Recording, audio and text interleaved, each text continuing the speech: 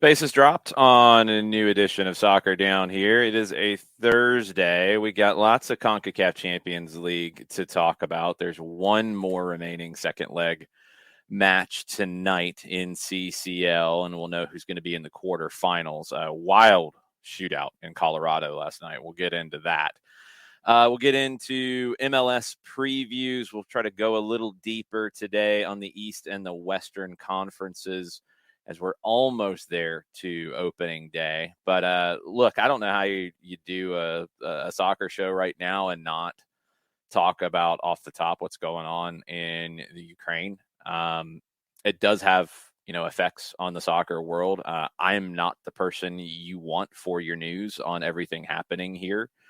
It's not my specialty on the invasion and everything that is happening. There's plenty of great sources out there. There's a great Twitter list that I shared with these guys that I found last night as all this was breaking of news in English from the region. If that's what you need to spend your time with today, please, by all means. This is something that, we haven't really seen to this degree. So we're a soccer show, and there's crossover with the soccer world here, and we're going to talk about those intersections. But we're not the ones to analyze everything that's happening. That's not us. And there are plenty of far more qualified people to do that, and definitely seek them out, because it's something I think everybody needs to understand the what's and the whys and the what's next of all of this. But it is having an effect very quickly on the soccer world. We've talked about it this week. The Champions League final is supposed to be in St. Petersburg. It's not going to be in St. Petersburg. I think UEFA earlier in the week had to play the game that, look, we all have to play when we're in these kinds of situations. You got contracts, you got things that you're pretty sure what's going to happen. You don't know for sure. And now that it's happened, the Associated Press is reporting this morning that it will be relocated, according to a person with knowledge of the process. There is an executive committee meeting tomorrow to discuss the situation, I think, to make it official. But yes, the game on May 28th will not be in St. Petersburg. Where it will be, I don't know. And we talked about it earlier in the week. If they want to make the most amount of money possible, the United States would be a possibility for that. It would be very different for UEFA to do that, but they have a ton of different venues in Europe as well that they could do this at. So May 28th is when that game will be played. It won't be in St. Petersburg. We'll find out more tomorrow on the officials of where. The other big news related to this that has just dropped in the last maybe 15 minutes or so, it's official now. Schalke has confirmed that they will immediately remove the logo of Russian state-owned energy giant Gazprom from its jerseys. That main sponsor will be removed with immediate effect. I believe the German media was already covering that logo in pictures in their publications. Gazprom is a UEFA sponsor, and that's something that they're going to have to make a decision on with Europa League and Europa Conference League games today. And if I'm not mistaken, there are signboards in all of the venues with Gazprom on it. It's something they're going to have to figure out really quickly. I'm sure that their committee of people are figuring this out, but you got games kicking off in about 3+ hours, I believe. I think there's some 12:45s our time. So are you going to cover it up? Are you going to let it actually sit there and be in front of the worldwide viewing audience? I don't see how they can allow that to happen, but I have not heard anything on that as of yet. Have you seen anything else, John, that's the intersection of our soccer world with what's going on in Ukraine? Couple of things, and they're both tied. This shouldn't surprise anybody, but it was announced hour and a half ago that the Ukrainian Premier League, their season, their schedule is currently suspended. Traditionally, they have a winter break of a couple of weeks, and the league was set to come back online this weekend. The head of the Ukrainian Premier League, up until the announcement was made earlier this morning, wanted to give his nation a little bit of normalcy and was saying all the right things. The league's going to continue to play. We're going to just do our thing. Obviously, that changes from this morning.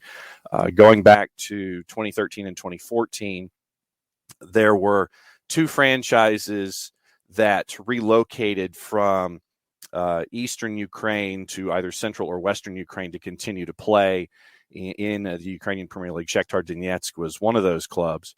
And under the current structure, one of the clubs in the Ukrainian Premier League is based in Mariupol.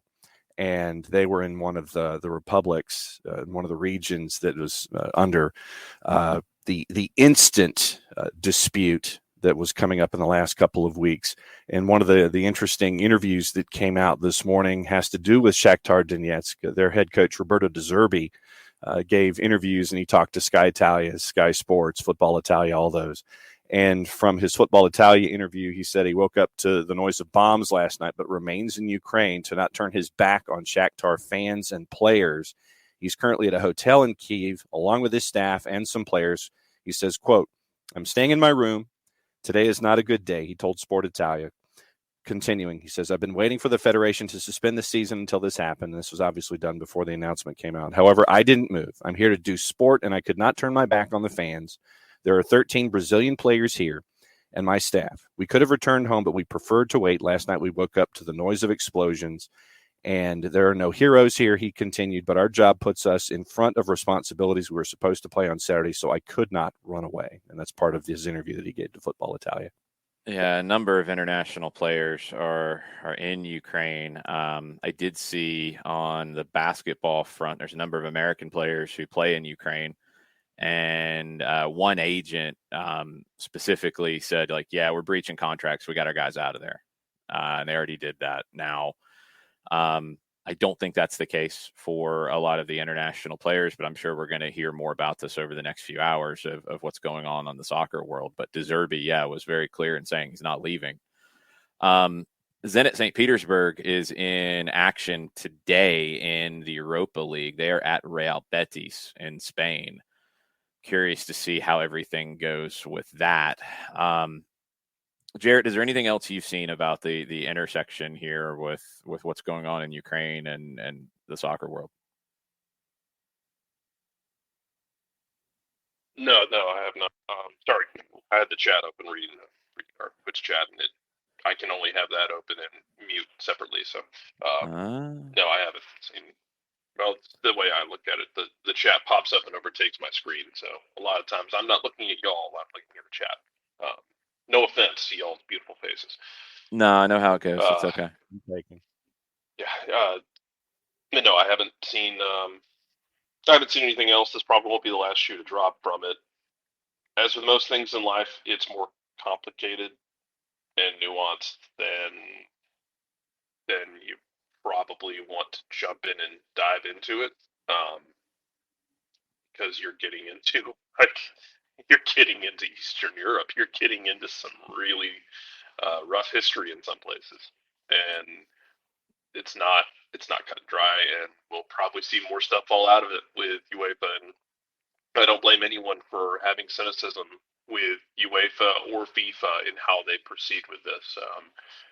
Because let's face it, plenty of times they've given you reason not to expect them to do the bright and sunny, cheery best thing. But we'll have to see. Yeah, I would hope that this is a little different. This is much more than they've had to deal with in the past with complicated situations. Look, I mean, it's not easy when you're a sporting organization and you're dealing with real world politics and war like this. This is complicated. There is an announcement again on the basketball side, but there's going to be crossover. The Euro League has announced that they will continue with matches scheduled on the calendar as long as the integrity of the participants is not at risk. This is translated. They will meet on Friday to figure out their next steps. The only other one I've seen, and there hasn't been anything very clear yet, is Chelsea owner Roman Abramovich. And he might not be able to stay in the UK. And I think that's something that's been going on for a little while anyway. But now this gets more complicated. And look, it will get complicated for Chelsea Football Club. There are other clubs that are going to be in similar situations, and I don't know how that level of stuff is going to get sorted out. It's probably different in every situation with every individual. So this is going to be a very fluid situation. And I mean, it wouldn't surprise me if there are questions about some of the games today. Mentioned already the Premier League in the Ukraine is not coming back from their international or their winter break that was supposed to start or supposed to come back, supposed to end, this weekend. That's not going to happen. And I don't believe, John, I don't know if any Ukrainian clubs are still involved in international play. I don't think so. Think the last one got bumped out in a previous round, so I think you are correct. Yes. Yeah, I didn't think there was anybody left. I don't think any of the games today will be affected. Europa League and Europa Conference League, but again, Zenit is at Real Betis in Spain, so that could have some complications. And I think the biggest thing is the Gazprom sponsorship with UEFA and how they handle that with UEFA matches starting at 12:45. Are they just not going to put that board up? I mean, if Schalke's already taken it off of their jerseys, you would think UEFA could get that done if they want to. We're talking about digital signage here. As more happens, and I'm sure it will happen while we're doing the show, so just be ready for kind of bouncing around today. It's going to be one of those kinds of shows with all kinds of things happening all at once. We will let you know as more announcements happen. Let's talk a little bit about the games in Europe because, Jarrett, your beloved Celtic are on the road and they got work to do at Bodo Glimt today in Europa Conference League. You think they can pull it off? No, and I'm going to tell people to watch it anyway because Bodo Glimt are really fun to watch. It should be a really entertaining game. This is a game. team that it should be because Celtic, they won't be afraid. And that's going to probably make for some goals going both ways. I don't think they make a 2-goal deficit, but I think there will be goals aplenty in this game, at least opportunities aplenty, because this is the same team that played Leverkusen and decided to just go running into a gunfight with a knife. And got a couple nicks in on Leverkusen, but also gave up a number of goals. Ange Postecoglou has zero fear about sending his team into a high octane game, but Bodo Glimt are really fun to watch. This is a team that also dropped like a 6-1 aggregate on Roma. They're very fun. Eventually they will run into somebody they can't do that to. Until then, I will enjoy watching them. Also, they have a little bit of CONCACAF dark arts in them, and it's very hilarious. We will get back to CONCACAF here in just a bit. Leicester is at Randers, also at 12:45. Those are the main, very interesting ones in Europa Conference League. On the Europa League side of things, Barcelona is in Italy to face Napoli, 1-1 after the first leg. Napoli's in a good position there. Lazio hosting Porto, Dinamo Zagreb hosting Sevilla, Olympiacos hosting Atalanta. Real Sociedad is hosting RB Leipzig. That's another really interesting one after the first leg. Rangers hosting Borussia Dortmund, Jarrett. No Erling Haaland. Rangers has a big cushion. They have to get this done, right? I think they will. I've said it for the last 2 days, and I'll repeat what I said. If Dortmund gets an early goal and Rangers tightens up, it could be a lot of fun. If you can get outside the first 20 minutes, let's approach this like we did Atlanta United and Red Bulls back in 2018, the second leg of the Eastern Conference Final. I remember watching that game and thinking, and we discussed it, if Atlanta clears those first 20 minutes and settles in, then they would be fine. Granted, Atlanta's had a more pragmatic, comfortable defense than Rangers does, but if Rangers can survive the fact that Dortmund's going to come out swinging, if they can survive that, I think they will be fine. Yeah. Sorry, like I told you, stuff is going to happen as we go today. This is, again, on the basketball side, but there's going to be crossover, and it's involving Barcelona. Barcelona was supposed to play in the Eurobasket League, and FC Barcelona has decided not to travel to St. Petersburg today. They're supposed to play Friday against Zenit and Sunday against CSKA Moscow in basketball action, but Barcelona is not traveling for those games just after the EuroLeague announced that their schedule would continue. Again, just like I said, this is going to continue. Go ahead. This is upcoming, but Bernd mentions that it reminds us that Scotland and Ukraine are supposed to play in a World Cup qualifier. And Russia's supposed to host a qualifier too, and there's questions about that as well. Yeah, I don't know what shape everyone is going to be in to do any of this. And man, wait and see mode sounds like such an easy, lazy thing to say, but literally you're in wait and see mode. Yeah. And look, like we said, it's going to cross over into all of our worlds in some form or fashion. And in this show, we're talking about our soccer world. And yeah, we do talk about what's going on in Europe. It's going to cross over to South American players who are playing in Ukraine. It's going to cross over. I've already seen a video of Brazilian players and families who are in Ukraine, and they're all, together right now. But what is next? What happens next? We don't know. And we're not going to know. But as stuff continues to get talked about and news breaks especially, we will keep you posted as we go this morning. CONCACAF Champions League. Let's get into that from last night a little bit, because there's some takeaways here. New York City, there's no takeaway. They dominated as they should have. They could have played Santos of Costa Rica anywhere they wanted to and taken care of business. They got an early goal. It was very, very easy for them. 4-0 win on the night, 6-0 on aggregate. They advance as everybody would expect. Montreal was really impressive in their performance. Gave up the late goal in the first leg. Kind of against the run of play. They felt hard done by because they had a goal taken away on a questionable VAR situation. They get an early goal in the 9th minute from Romel Kyoto, not taken away by VAR this time around. Jordi Mihailovic put them into the lead in the aggregate in the 22nd minute with a great goal. And then Ismail Kone scored the third in the second half. Montreal goes through over Santos Laguna 3-1, and they were the better team over the 180 minutes by a fairly decent margin. In our chat last night, watching the games on the Discord, I really have come around more on Montreal as a playoff team in the Eastern Conference. They were very impressive in these two games. Are they a top team in the East? No, I think there's a talent gap between your Atlantas, your New Englands, your Philadelphias, and your New York Cities. I think there's a gap.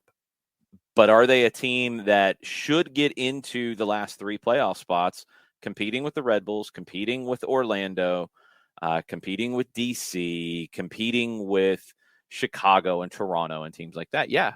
And I think Montreal so far has been the most impressive team in whatever version of pre-regular season play you want to talk about, whether we're talking preseason, we're talking CONCACAF.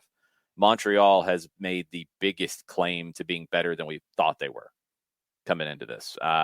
Strong performance at the Big O last night, John. Yeah, and I mean, when you think about Montreal, remember, they were only 2 points out of a playoff spot last year. They were part of that grouping from like 48 to 46. And for me, you look at last year, and if they can improve their road form just a little bit from last year, they're in the postseason. But I know that a lot of folks who are, who follow the U.S. men's national team looked at last night, and they're sitting there and pointing at Jordi Mihailovic going, okay, Greg, You need to contact this particular individual so he can help you out in the next most important 3-match window. So let's see if Greg Berhalter follows through on somebody who got a goal and an assist in a very important night for CF Montreal last night. Yeah, Jordy Mihailovic has continued to stake his claim to U.S. men's national team play. And with Weston McKennie out, I think Mihailovic should be included. It's got to continue as we get into the regular season, but really, really strong.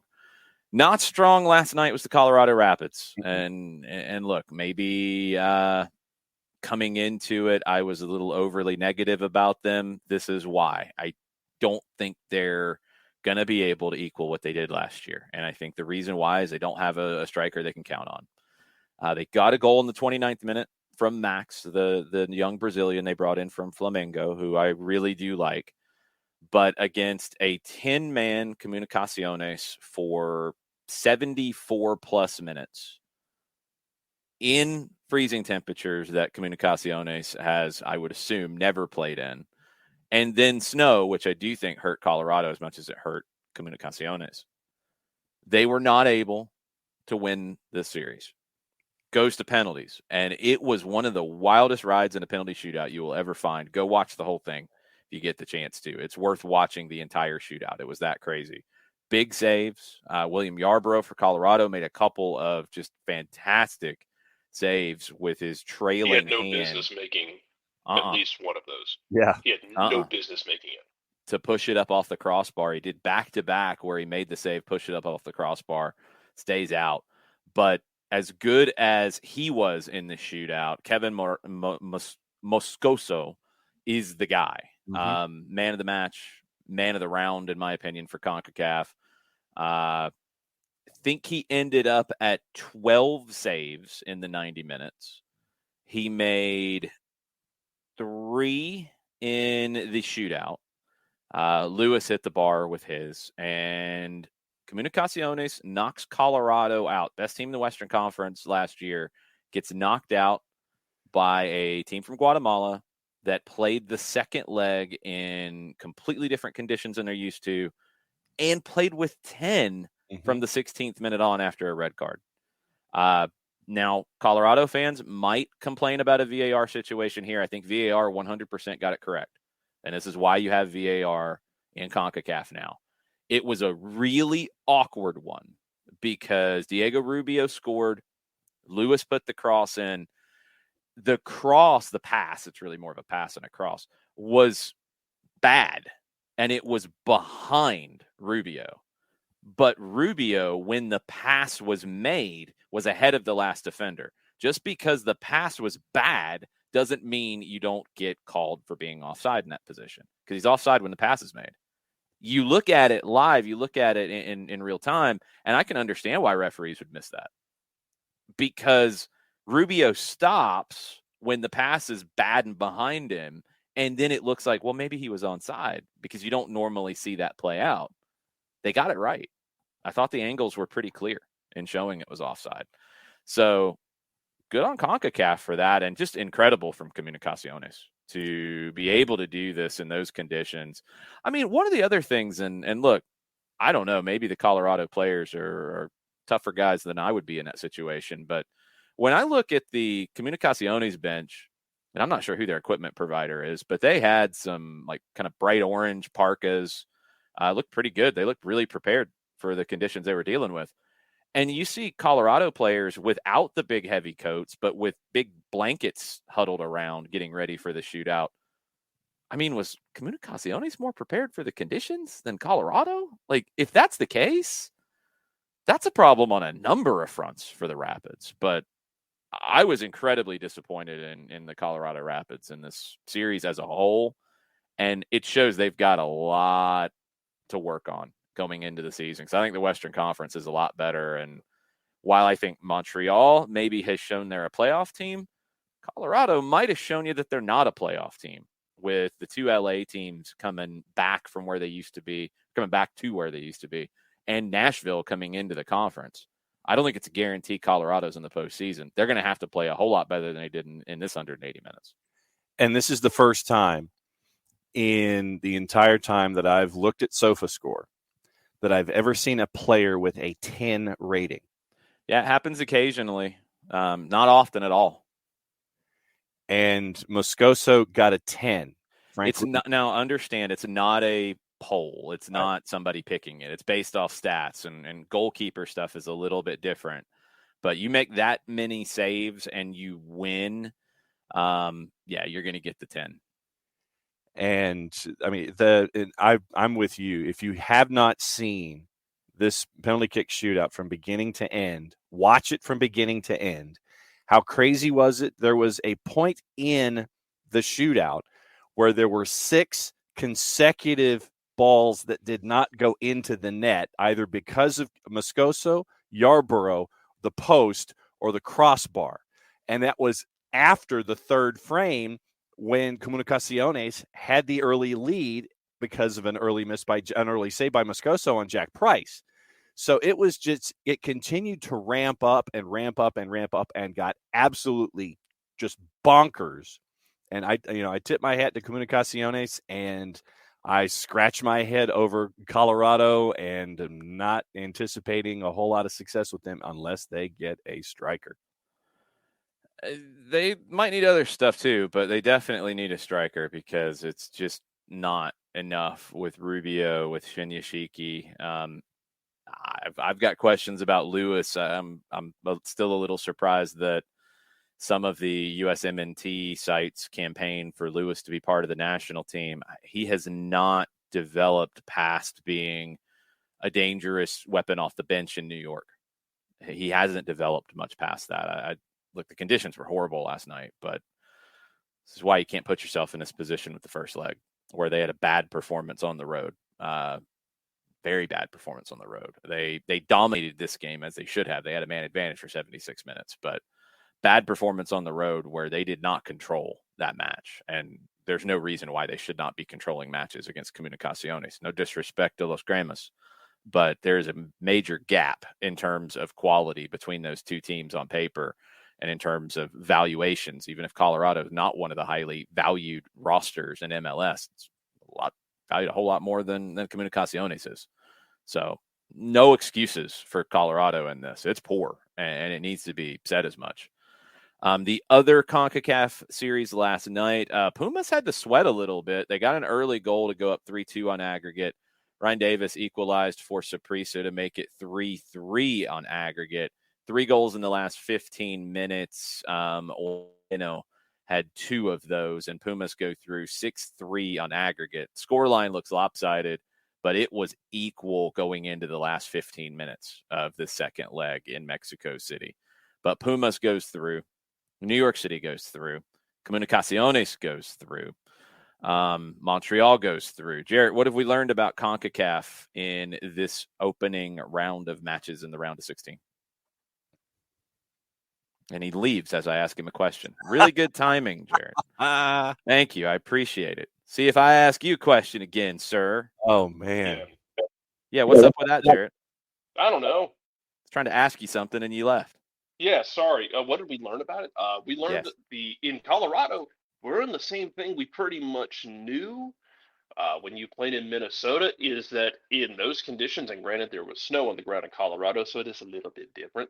When it's like that, quit trying to play through the middle and trying to dribble everybody and connect 8 passes through the midfield. It's not going to happen. Colorado's most dangerous moments were when Comunicaciones would get up the field and Colorado was able to play one, a long ball down the side or skip the midfield and not essentially just bomb it straight to the goalkeeper and hope someone can moss it, but just like instead of trying to play 8 passes, just get it over the midfield's head and try and let your guys win it one-on-one, because going through the midfield like that wasn't working.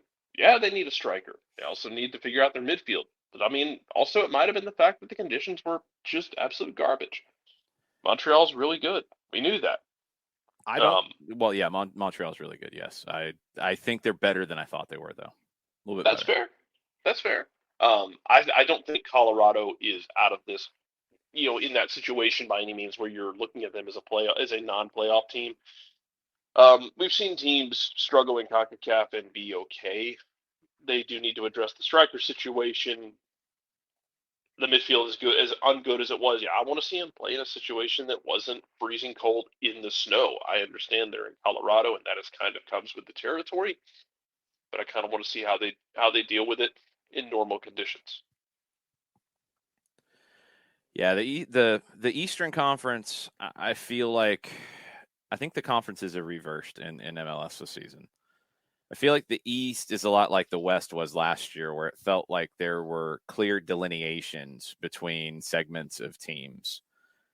In the West this year, I don't know if you have that as much. I think it's going to be kind of crazy at times with it. And Colorado is the prime example. I mean, that's the number one team in last year's regular season. They get bounced in CCL. How are they going to respond to that? Because that's got to be a dent to their confidence. And when you look around the West, there's not a lot of teams that you can look at based off what we saw from Colorado in this 180 minutes. There's not a lot of teams in the West that I look at and say, yeah, Colorado is demonstrably better than this team. There's just not very much there. What have they done in the off season? That's been asked. They don't have any designated players. They haven't made a move since the end of January. Dominique Badji left via free agency. Brian Acosta and Max are the two biggest new arrivals.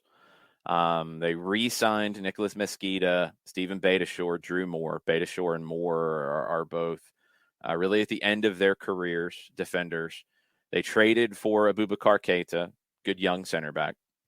You would expect when Trusty leaves in the summer that Abubakar Keita will play next to Lalas Abubakar, which will confuse everybody from a commentating perspective, but you can tell the two apart very easily because of the hairstyles.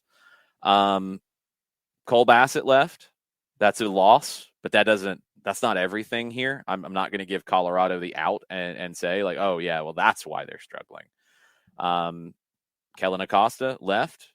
You added Mark Anthony Kaye last year before Acosta left. Kaye has not looked good in these two games, in my opinion.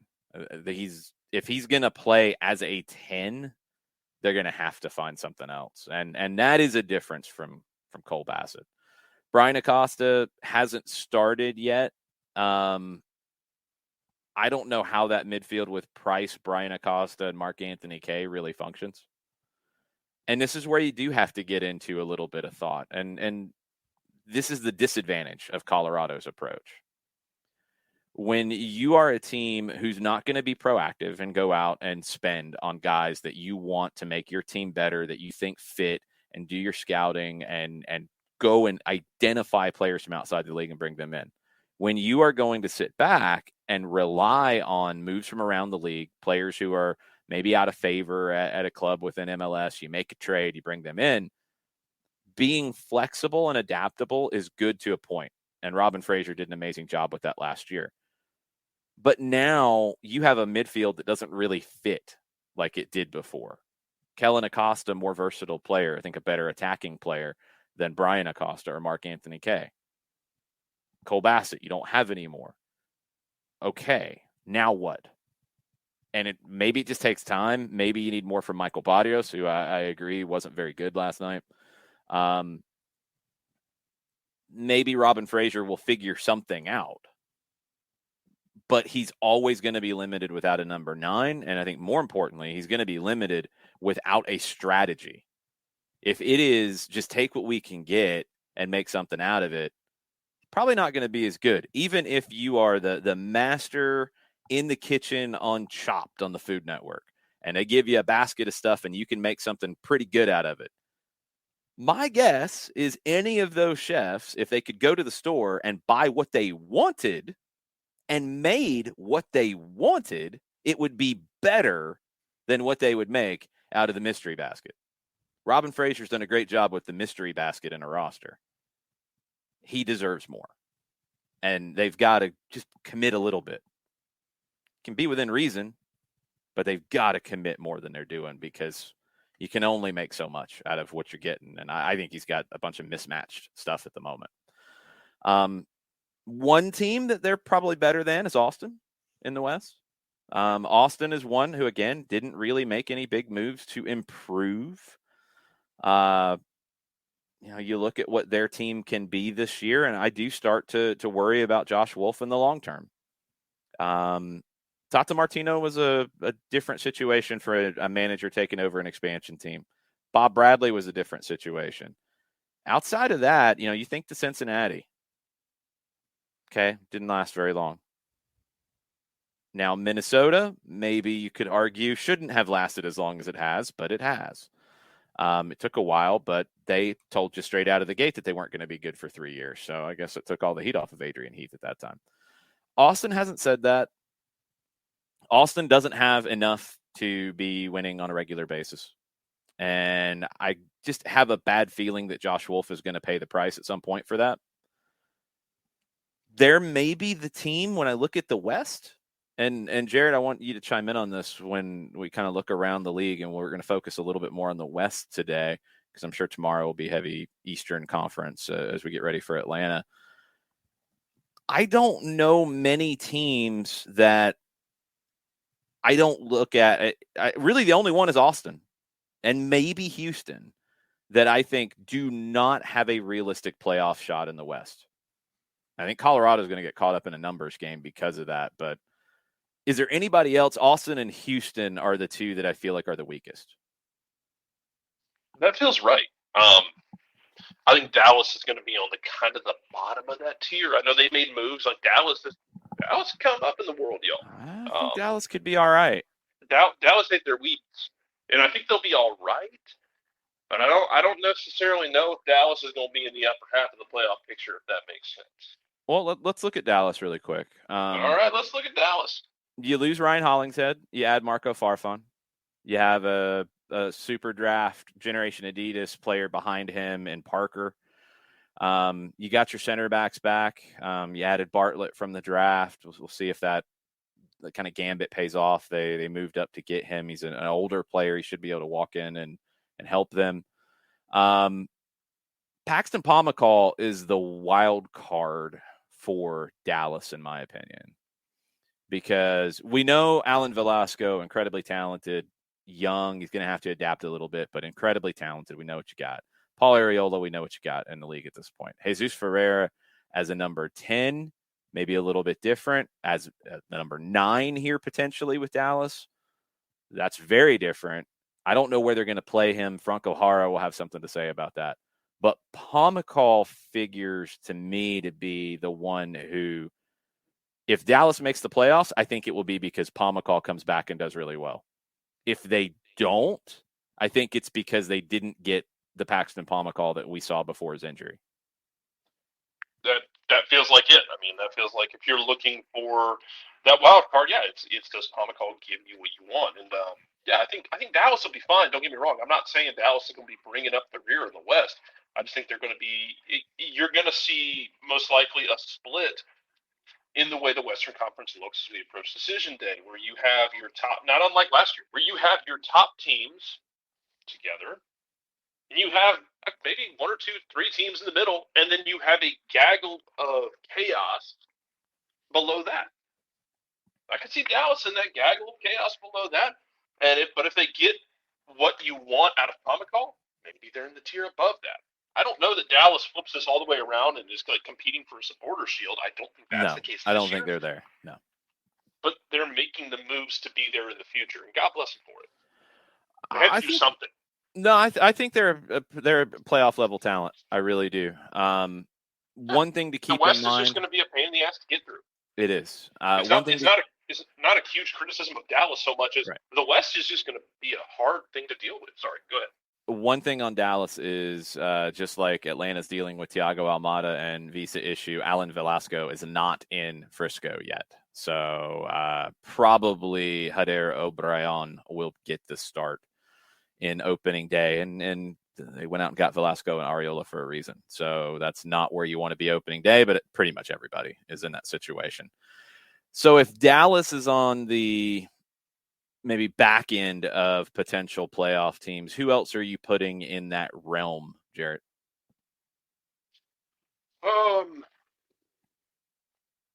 And that's assuming House is Houston there. is on the outside. Or that they are for me, even though I do think they'll be better. I think they I have don't farther to think San go. Jose is going to be a part of that conversation. I think it's San Jose, Houston, and Austin are going to be on the outside of that. San Jose is a weird one. I actually do like what they've done.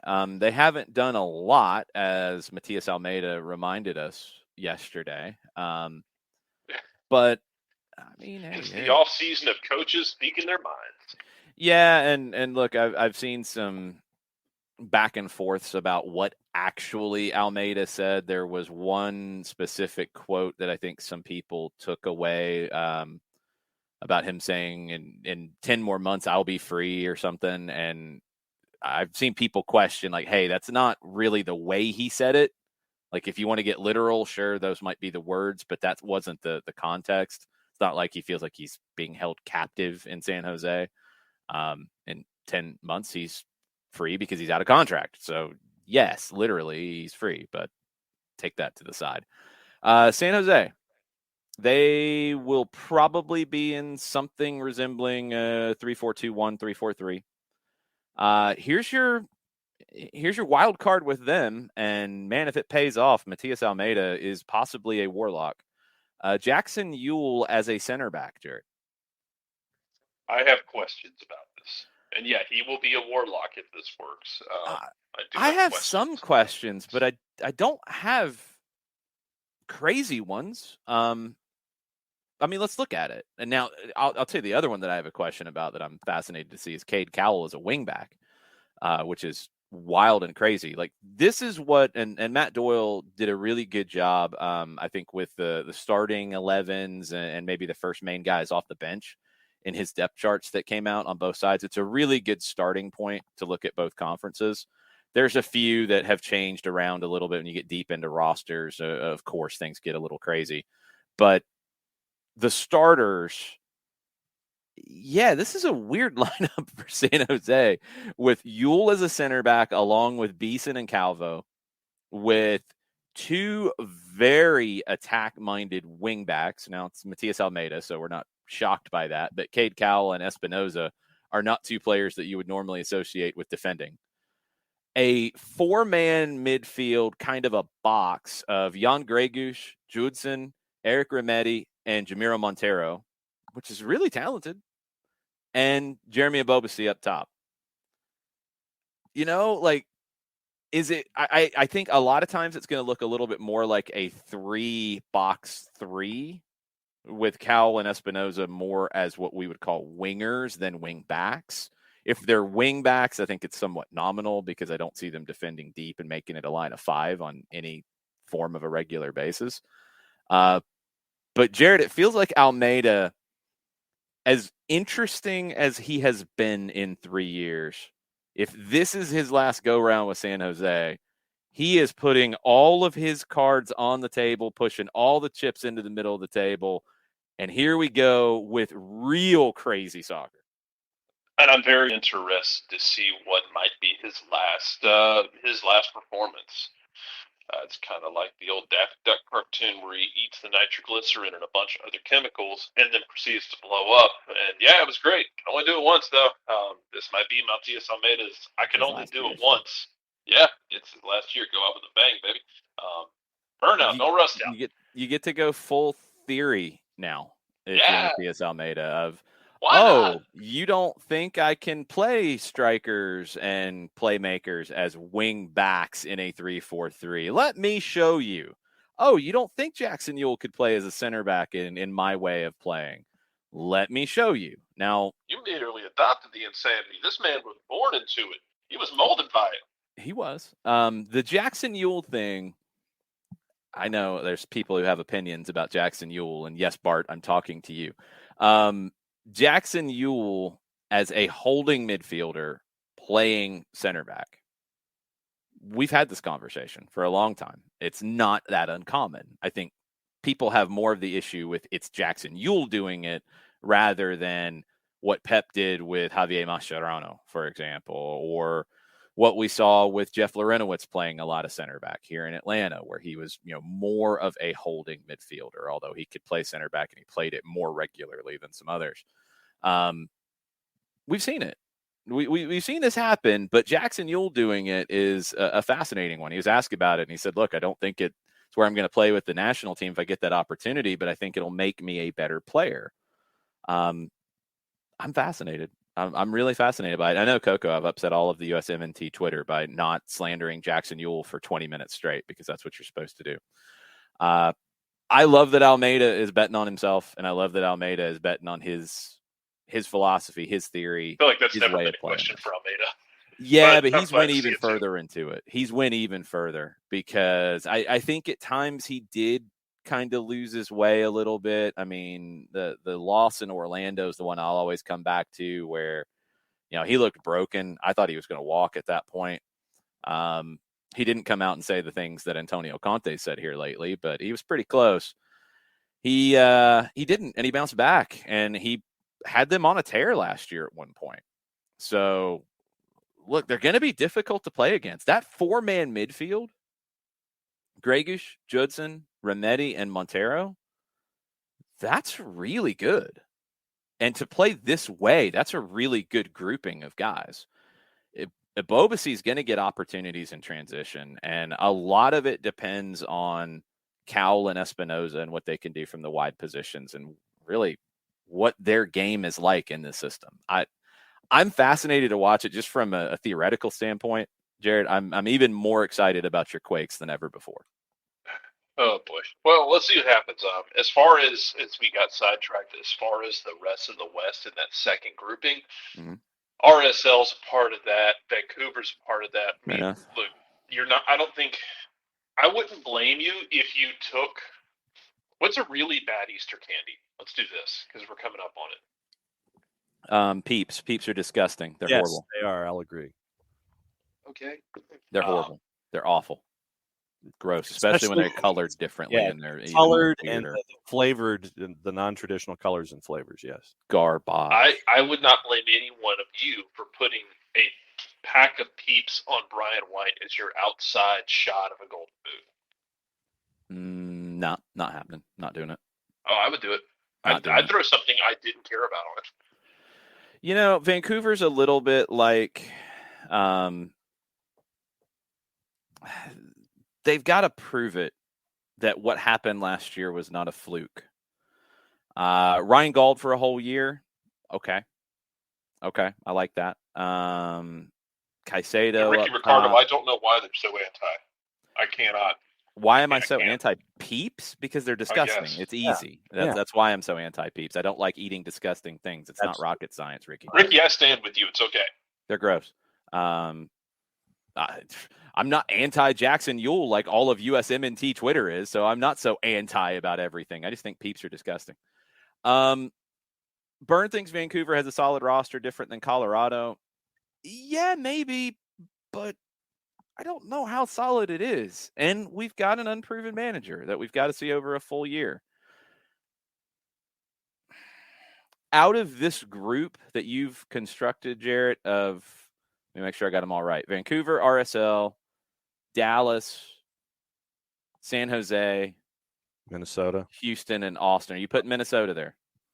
I don't think Jarrett put Minnesota there. That's why I was asking. I'll put Minnesota there. I think Minnesota will be there just because they're going to have the talent. I think they're going to have. If Honu can actually if someone can give Honu a map so he can find out where the damn goal is, they'll especially be fine. If they're not fine, then Inchy needs to be on a rocket out of town. Yeah, no, if they don't make the playoffs, he's got to go. Even if they sneak into the playoffs like they did last year, you can kick the can down the road only so far of, okay, well, here's the bare minimum we're expecting. Okay, well, he scraped the bottom of the yogurt cup for the bare minimum this time. Okay, well, we set the minimum this time. I don't know where exactly you put the line to where you move on with this project if you're Minnesota. Well, if they make the playoffs, it's fine. But if they squeak into the playoffs again, I think even if they squeak in, you got to have a conversation. Well, you've got to have the conversation with Minnesota's front office and ask them where their ambition is, because I don't know. I honestly don't know with what we saw at the very beginning and what we've seen really ever since.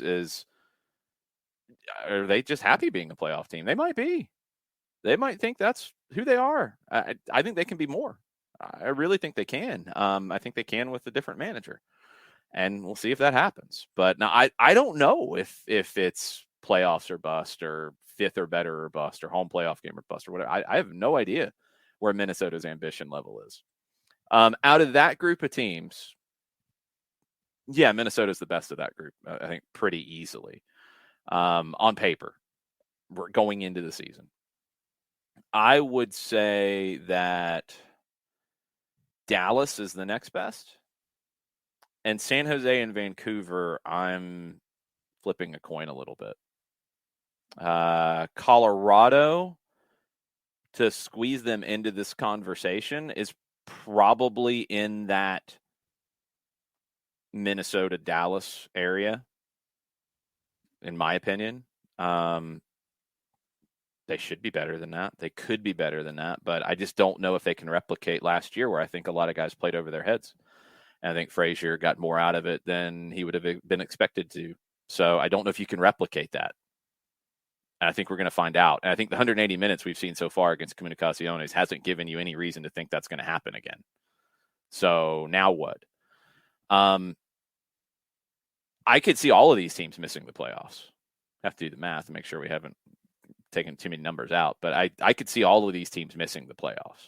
I think Austin's going to have a really rough year because they haven't really improved, and pretty much everybody else has. Pretty much. Colorado's an exception, but Colorado was a whole lot further ahead than Austin last year. I think they're really in for it. I think Houston will be better, but not playoff level better. I don't think Sebastian Ferreira can score enough goals for that to happen. Beyond those two, it's really a crapshoot, because I could see San Jose just being weird and crazy and difficult to play and getting results because of it. Vancouver, I could see them building on a great finish and being better and being a team that gets into the playoffs on their own merit. These things can happen. RSL can build. I mean, I was impressed with Mastroeni and what he showed us as a manager late last season. It was more than the defend guy that we saw in Colorado in his last stop. Does he continue to show more? Now they lost Albert Rusnak. Can they really, really deal with that? Anderson Julio, I think, is going to be a big part of this. But outside of Houston and Austin, Jared, I think any of these teams can make the playoffs. I don't know if any of them can host a playoff game. I think that might be too far of a bar for them to get to. But I think everybody outside of the bottom two can make the playoffs in the West. Yeah, it should be a lot of fun. The Western Conference is probably you can't convince me that there's not going to be a lot of Western Conference teams beating each other up too. There's going to be some interesting point totals by the time it's all said and done. I think these teams will mollywop each other a couple times, and whoever does make the bottom of the playoffs, they're going to come in bruised. They're going to come in having been in a lot of fights this year. Did you just use mollywop in a sentence? Mollywop. Yep. What is the origin? I mean, I've heard the term, but what is the origin of the term mollywop? Do you know? Well, seeing as how I've never been to the script spelling bee, I don't know. I don't think it has anything to do with the spelling bee. I didn't ask you to spell it. Just curious as to when it started becoming part of the lexicon. Where did you hear it first? Widely used in the Bay remember. Area. What, Jared? What, John? According to a couple of sources here on the internet, apparently the term started in the West, in San Francisco. I would not have thought it was a Western term. I thought it was a Southern thing. Slang term to beating someone very severely. Well, yeah. I mean, we know that. But apparently it's a San Francisco area slang term, mollywop. Jared, I didn't know you were fancy like that. Yeah, that's how it goes. No, it's not. Yeah, so far as you know. I don't know how to take that, Jared. I've only been to the West Coast once. I've never been to San Francisco. So I thought it was a Southern thing. I've heard it in the South. I mean, I heard it growing up. Crazy. Okay. Oh. Well, on that note, Jared, since you've educated us, you got to go, right? Yeah, I do. Also, the Twitch pitch is slandering beets, like the vegetable beets. Beets are fine. I don't know if I'm going to make any borscht anytime soon, but it is tasty. Beets are fine. I will hand Peeps are horrible. Yes, Peeps are awful. John, you don't eat anything. We know this. Anything that is somewhat different, you get strange about. Jarrett, you're going to have to teach John more about food one of these days. I mean, is he still banned from the Discord food section? Yes. He's banned from posting. He can't figure out how to get on Discord on a regular basis. I can look, I just can't type. He can't post. Well, I'll keep posting recipes in there. How about that? DM Tim agrees on the beats thing with John. Okay, cool, Jared. We'll see you in a little bit. Sounds good. Y'all take care. Bye. Bye. All right. Updates on other things. I don't think anything else is official out of Europe at this stage. UEFA issued a statement that was basically condemning everything going on with Russia and Ukraine. They're having their meeting tomorrow where official action will be taken. But again, the Associated Press already reported that according to their people, the Champions League final will not be in St. Petersburg. And I don't think that's a big surprise, but UEFA can't come out and say that until they have their official meeting and protocols and all that stuff. I mean, it is what it is. Yeah. And you mentioned basketball early in the show. It appears that FC Barca basketball is not traveling to St. Petersburg. I said that, John. Final decision made 2 games. Yes, I said that. Well, then you said that. Yeah, we had that part. I think sometimes you just don't listen to me. That's okay. Yeah, they are. Eurobasket said that they were continuing with the schedule, and then Barcelona came out after that and said, we're not going to games against Zenit and games against CSKA Moscow. The one Russian team that is left in Europa League and Europa Conference League that plays today, Zenit, they are in Spain. They are playing Real Betis today. So you don't have that potential situation on the soccer side with a team not going. A team would have already been there for a game today. So that would have been very complicated. But the Russian team is in Spain. We'll see where that goes. You need to tell us, John, if I can fire up some music for you. You need to tell us about our good friends and partners of our SDH Live Tour that officially starts today at Slow Pour Brewing in Lawrenceville. Special guest Kelly Francis on the show tonight. Eliminize. Tell everybody about Eliminize. For odor-free, clean, fresh air, there's only one place that you need to go. It's Eliminize service. QR code over my left shoulder for those of you watching on Twitch. Deodorizing enclosed spaces like houses, apartments, and condos. They've created a customized solution that eliminizes all organic odors, including those like pets, cigarettes, or food. Realtors and property managers use Eliminize service to eliminate bad odors to help them sell or rent their facilities that much faster. It's a turnkey process, which makes it easy to work with said realtors and property managers for those particular properties. Kind of the environment. It's a very green solution to get rid of odors without any kind of toxic residue, different than our favorite masking agents that we use in our homes that just take care of the odor itself and does not attack the problem. Eliminize does that for us. It's a proven scientific formula that destroys odors down to the molecule. Pricing's easy, one of 2 ways, either cubic feet or parts per million to make it affordable for you. When you partner with Eliminize, they offer results in 24 hours or less. If you have any questions, frequently asked or otherwise, go to their website, Eliminize.com, but do us a favor here at SDH. Go /Atlanta after the .com so they know what part of the world you are contacting them from. So the full website, ELIMINIZE.com /Atlanta, Eliminize.com for odor-free, clean, fresh air. Eliminize service, proud sponsors of everything SDH. Still stretch that out now. What? Yeah, that one was a little bit better. Didn't seem like it was stretched out to where it has been in the past, where it was like 9 minutes and you're talking about the national anthem at the Super Bowl or something. You're the one doing the talking, John. So, I mean, you control how much you're talking. You did cut it down a little bit at the end. Usually where you extend it is at the end where you start to ramble. I think you rambled a little bit in the middle this time. I think so. I think that's where the ramble was. Yes, it's okay. Last night, U.S. women's national team, they won the She Believes Cup. You look at the competition in the tournament, they should have won it. They did. They needed to win over Iceland. They won 5-0. Katarina Macario playing as the number 9 in this. Outstanding. Vlatko Andonovski said, we saw from game 1 to game 3 how Kat grew, but we mostly saw how the team grew around Kat and understanding her movements, her positioning, the angles, the ball she was playing. That's where we grew the most. It wasn't necessarily that Kat grew in the position as much as the team grew with Kat in that position.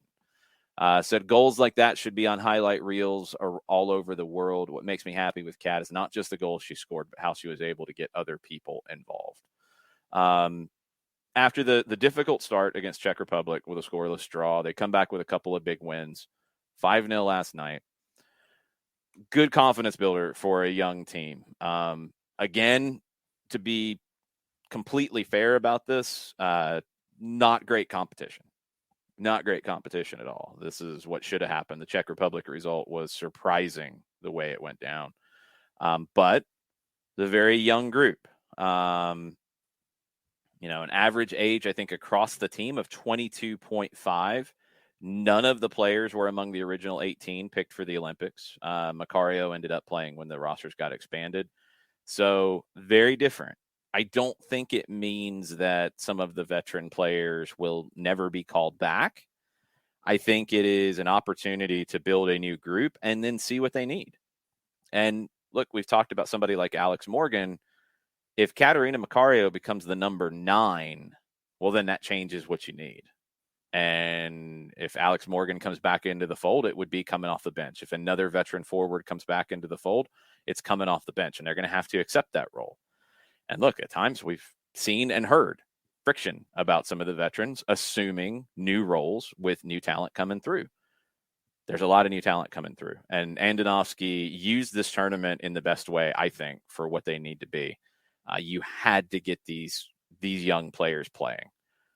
Macario's brilliant. Mallory Pugh back in the group is great to see. Ashley Sanchez, an amazing player. Really like Ashley Sanchez. Alana Cook at center back. Emily Fox at left back. You got Sophia Smith in this group. Really good to see all these new faces who can make the shirt theirs going forward. I think Macario really put her marker down as, no, I'm the starting number 9 for this team going forward. Everybody else get in line. That's what you want to see out of these kinds of tournaments. They got time. World Cup next year. They've got time, but I think we're starting to see the building blocks of the next generation for the U.S. women's national team. I'm excited. Yeah, I mean, you look straight up at the ages from last night. You mentioned the aggregate. Macario, you talked about. Alana Cook's 24. Emily Fox is 23. Andy Sullivan's 26. Sophia Smith, 21. They started all 3 of the matches in the She Believes Cup. Ashley Sanchez, you mentioned her. She's 22. She started twice. Stephen Goff of the Washington Post comes out with the numbers of all the starters on Wednesday. Only Pugh and Kelly O'Hara had appeared in more than 50 international matches. And so I think it's important for Vlatko Andonovski to see what he has with these young players. And you got to see that with Katerina Macario as one of the examples last night. No, it doesn't mean that you're shutting the door on all the veterans. It's just that you need to prepare yourself. You can't just get to a point to where, okay, all the veterans are gone and now we just have young people. You have to have those transitional times where you're seeing who will represent the country and do it to the expectation level that everyone has when it comes to international soccer. And you got to see that with a lot of the younger talent that was there for She Believes. Burned to ask about Trinity Rodman, and she was injured in the last match against New Zealand, got clipped on a tackle in the 62nd, left the match in the 82nd. Wasn't concerned. Andonovski wasn't concerned it was a serious injury, but she did have a limp after the game, so I'm assuming they weren't going to risk anything with any question about it coming into this last game. Rodman will obviously be part of this group going forward and what that looks like. Now it's going to be down to Andonovski to maybe reset the depth charts a little bit of what this group will look like in competitive games. So excited to see it. Great performance from Macario last night. UEFA Champions League yesterday, Manchester United was not very good, but they got a good goal late from Anthony Elanga, who has been the revelation of this team right now. And they finished 1-1 at Atleti, who got an early goal, wasn't really great in and of themselves. They did what they've done for years and years and years under Diego Simeone. They got an early goal and they sat back. And it worked for a long time, but the margin of error, very small. and they give up a goal late. So it's a 1-1 going to Old Trafford in the second leg. Ralph Rangnick and his crew have to be pretty happy about where that stands. Ajax, 2 goals from Sebastian Haller, draw with Benfica on the road in Portugal. That was the first leg. So Ajax bringing that back to Amsterdam for the second leg. They're in a pretty good position right there. Some rumors and stuff to keep up with as we go. Manchester United, their targets, according to ESPN, in the summer, Declan Rice, who's been mentioned for years, it seems like, and Harry Kane on their short list. That is a little new. Chelsea and PSG chasing Ousmane Dembele on a free when his Barcelona contract expires this summer. Arsenal facing competition from Barcelona for Real Sociedad striker and Sweden striker Alexander Isak. That is Mikel Arteta, one of his top targets this summer. Barcelona have reportedly offered Cesar Azpilicueta a 2-year deal to join on a free transfer when his Chelsea deal ends at the end of the season. Tottenham willing to sell Steven Bergwijn this summer. Milan interested in bringing him in. And Romelu Lukaku is reportedly willing to return to Inter at the end of the season, according to multiple reports. Italian reports, including Gazzetta, say that Inter is not planning to re-sign Romelu Lukaku. They want to cut costs. They're not going to pay what Chelsea paid a year ago. Reportedly, Lukaku is willing to either buy himself out or take less money or whatever. He's just trying to get out of town. And Inter is not going to spend any money, so I don't know how that one gets sorted out, but we will see. Antonio Conte has made a lot of headlines lately, and if you followed Antonio Conte, you have to know this is kind of how things go. Some of in the Italian media are like, yep, this is the playbook that we have seen when things don't go well. Conte has suggested he might not be the right guy at Spurs. Some of the quotes. I came here to help the club, and if the problem could be the coach, I'm ready to go. No problem. I am not used to the situation. I'm trying everything, but the situation is not changing. I am available and open with the club to do what the club wants. I want to help the club. I work a lot. I work very hard. I'm giving 20 hours a day to Tottenham, and the other 4 hours I sleep, but it's not enough. The performance can be good, and the commitment was good, but we lost. For me, the situation is unacceptable. To lose 4 or 5 for Tottenham has to be a disaster. I came in to try to improve the situation. Maybe in this moment, I am not so good to improve the situation. I am too honest to close my eyes and continue in this way. For sure, we are to speak and have a conversation with the club to try and find the best solution to help the team not have this type of situation. It is the right moment to make assessment. I repeat, I am really frustrated. Doesn't sound like somebody who's going to be there for the long haul. I've said it before. I think this is a really cut and dried situation. When he took the job, he did not know Spurs' history. If he didn't know that, that's on him. That's on his agent. There's no excuse for that.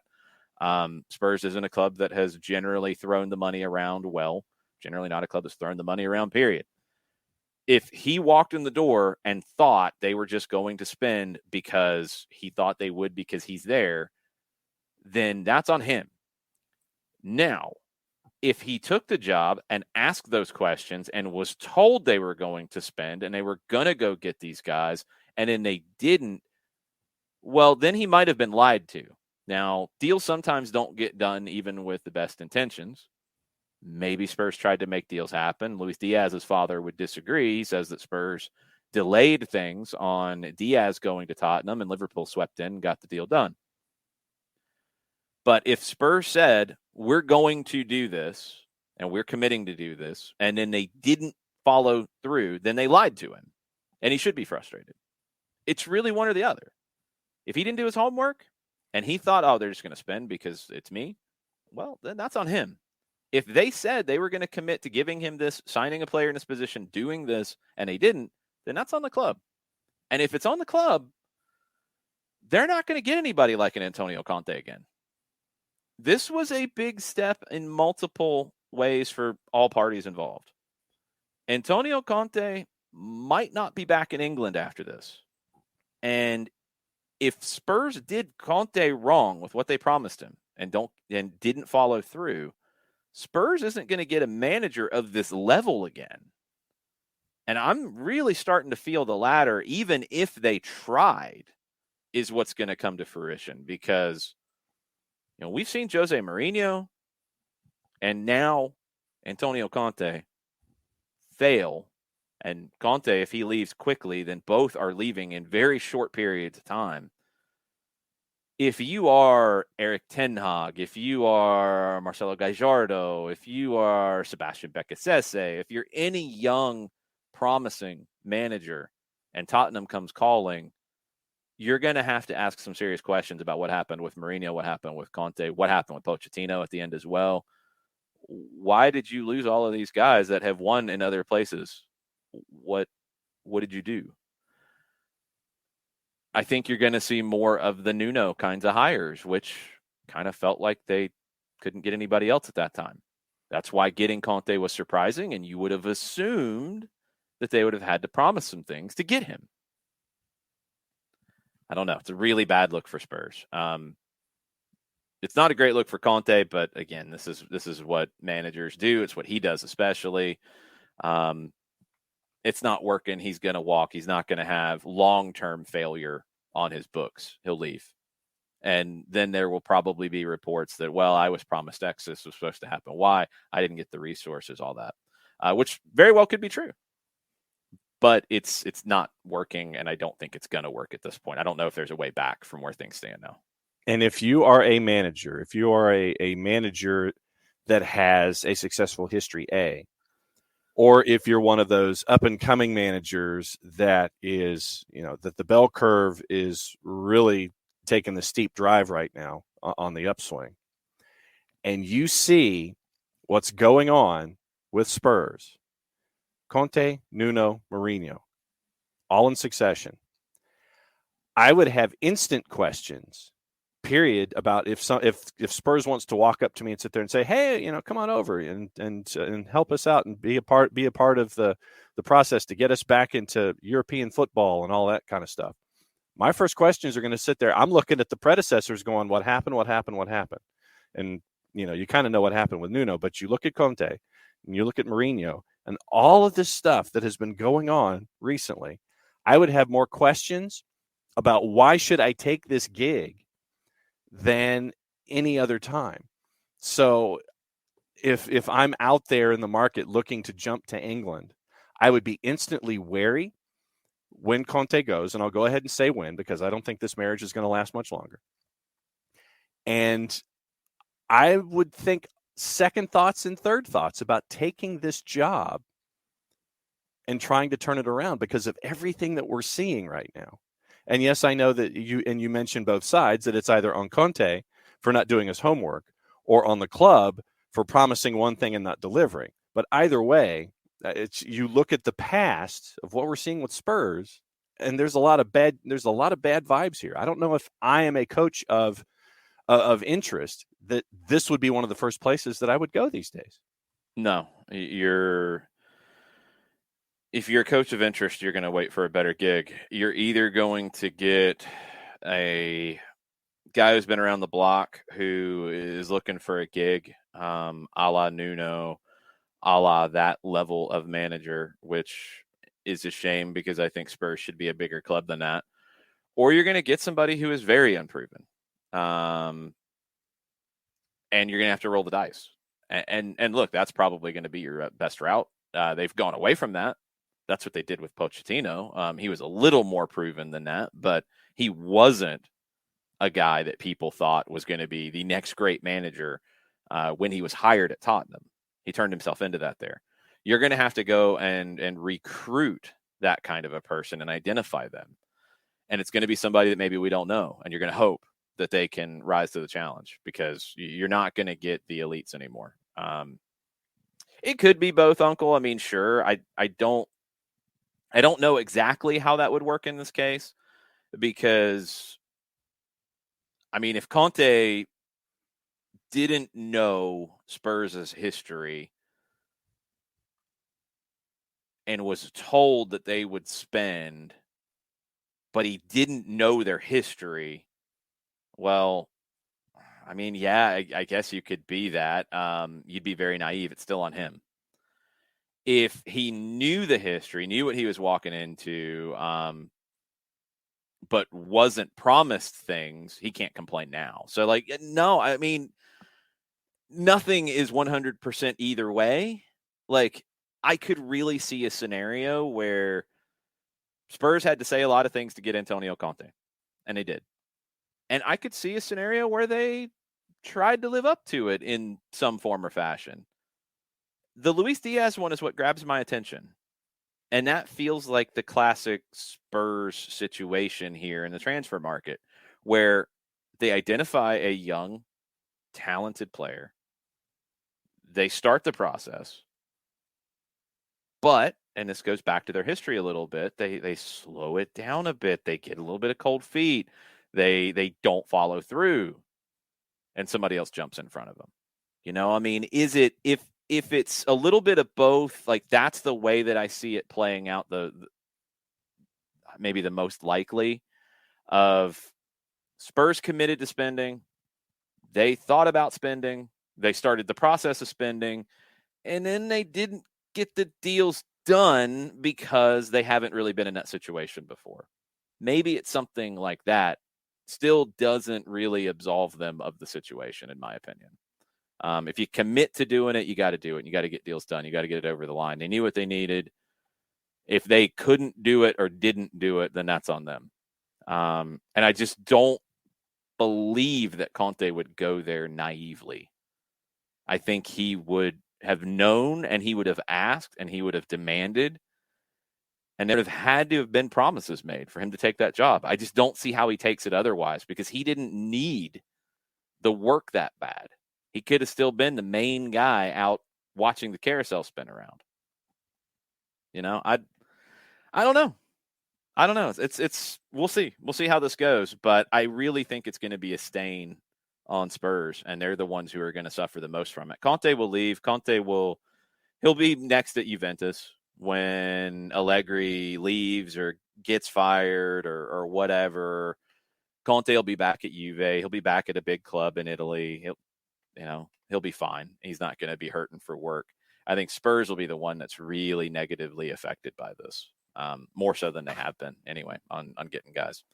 Badger says, Daniel Levy negotiates himself out of a lot of deals. He turns other clubs and agents off, and that could be it. They could have committed to spending because that's what they had to do to get Conte. They could have started the process of spending and not got deals done because of bad negotiations, wanting to save every dime they could, that kind of stuff. And it's still on Spurs in that case. So we will see where that goes, but I don't see Antonio Conte in Tottenham for a long period of time. It just doesn't look likely at this stage. Don't see it. I think he's gone pretty quick. Sidebar, the stadium still doesn't have a title sponsor, does it? No, I don't believe so. It's not completely their fault. I'm gonna leave that one alone. I think that's a little harsh. They shouldn't devalue the sponsorship of their stadium, which is the biggest sponsorship I think they could possibly have.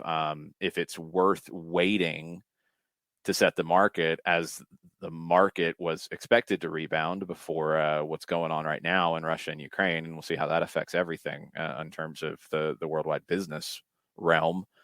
But they shouldn't have just taken a bad sponsorship deal just to put something on the stadium. You do have to set a value. So just because they don't have a sponsor on the stadium, that doesn't mean they're a poorly run club. I don't think that's fair.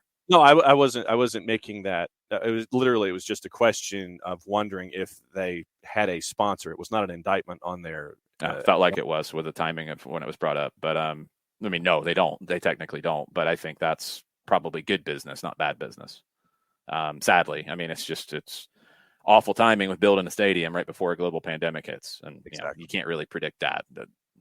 You can throw Daniel Levy under the bus for a lot of different things. I'm not throwing him under the bus for that one and the stadium situation. I'm not going to go after him for that. They're going to be in a bad spot though. I don't know how they handle it. We'll just have to see how they fix these things. Checking to see if there's anything else that has popped up. Haven't seen anything else directly in the soccer world.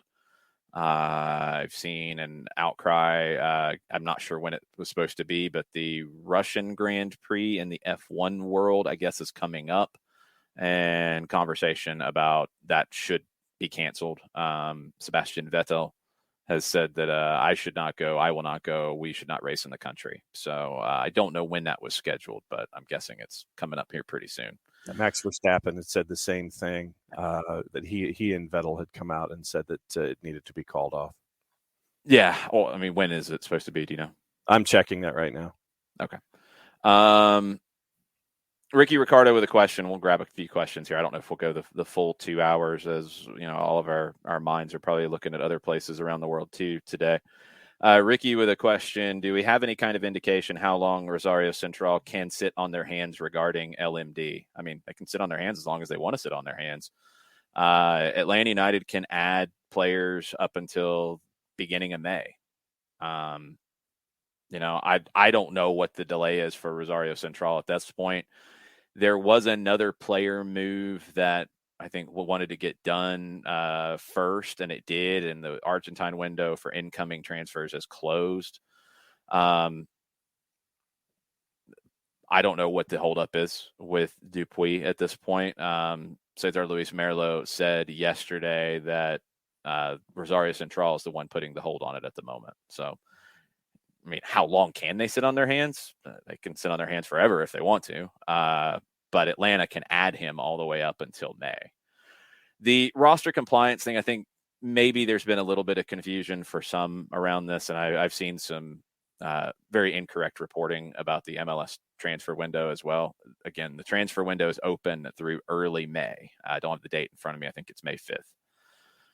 The compliance deadline on Friday is to get compliant for the start of the season. Then every move you make in the season, you have to remain compliant.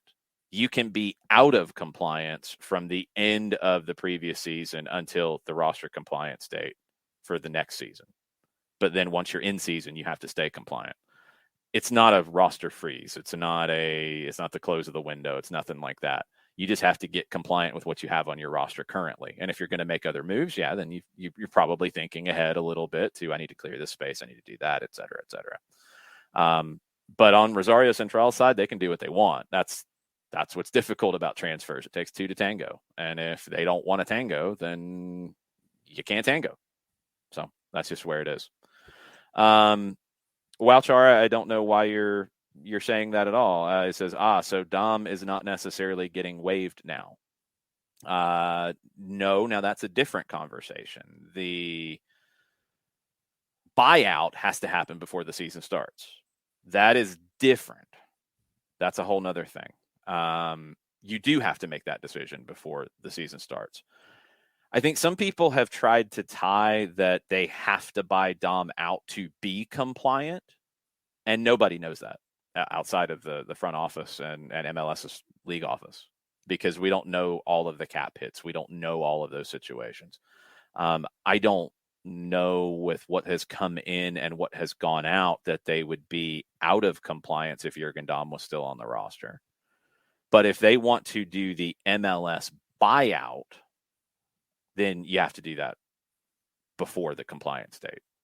That has to be done before the season starts. That would remove him from the roster. That, I think the question, and it's a valid one, and look, I don't know how it goes, because we've seen this different situations. Josie Altidore reportedly, although it's very confusing as to how the Josie Altidore deal in Toronto went, Josie Altidore, according to Jeff Carlisle, was done with the MLS roster buyout. However, there was also reporting that Josie Altidore was paid, a paid buyout by Toronto. Those are two different things. I mean, I guess you could do them both, but I don't see why you would, because we see players mutually terminate deals all the time. Typically in that situation, if the player doesn't want to walk, but could be enticed to, the remainder of their contract is paid off. And that was what was talked about with Josie Altidore. I don't know if they paid all of it or part of it or what. If it was a buyout, not an MLS buyout, which is a buyout in name, come back to that. If it was Toronto saying, here, Josie, we owe you for 2 more years I'm making up a number, $4.5 million. I don't know what it was, somewhere in that ballpark. We owe you $4.5 million over 2 more years. We want to get you off of our roster today. Here's $4 million. Will you take that? No, I want 4.1. Here's 4.1. You good? We good. Sign off. Good. Handshakes. You're out. Not the same situation, but Lisandro Lopez and Atlanta United last year. That was a mutual termination of his contract. It wasn't an MLS buyout. They didn't go through that process. You didn't need to. They both agreed, yes, we're good. Usually the way you get both sides to agree is they get what they want.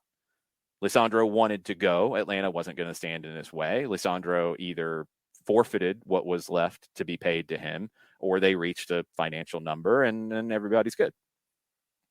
Josie was a different situation, but it was reported by Jeff Carlisle that it was an MLS buyout. So if it's an MLS buyout, he's still under an MLS contract.